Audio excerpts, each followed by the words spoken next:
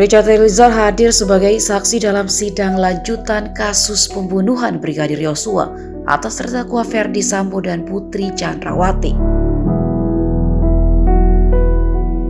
Eliezer datang dengan mengenakan kemeja putih persis sama dengan Ferdy Sambo dan Putri Chandrawati. Saat persidangan dibuka, majelis hakim sempat menyatakan mendapatkan permohonan tertulis dari LPSK soal kesaksian Eliezer yang isinya meminta memberikan keterangan sebagai saksi secara online.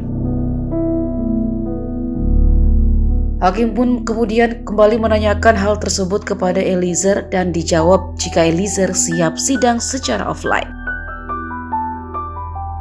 Jawaban Eliezer itu langsung disambut tepuk tangan pengunjung sidang, tepat di hadapan Ferdy Sambo dan Putri Chandrawati yang sudah hadir di ruang sidang.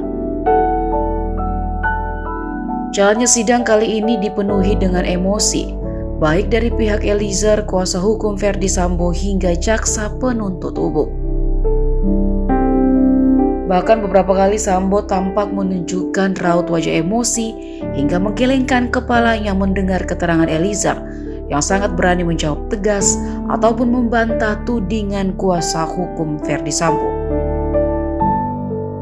Sambo juga tertangkap kamera melayangkan tatapan tajam ke mantan ajudannya yang duduk di tengah ruang sidang itu.